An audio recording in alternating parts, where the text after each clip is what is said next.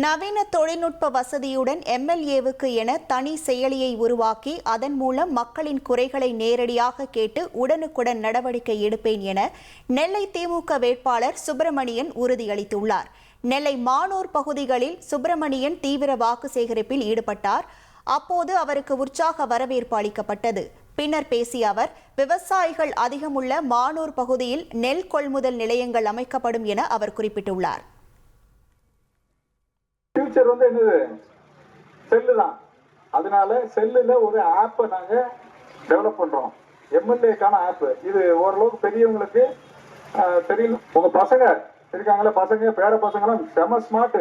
நம்ம எல்லாம் வேஸ்ட்.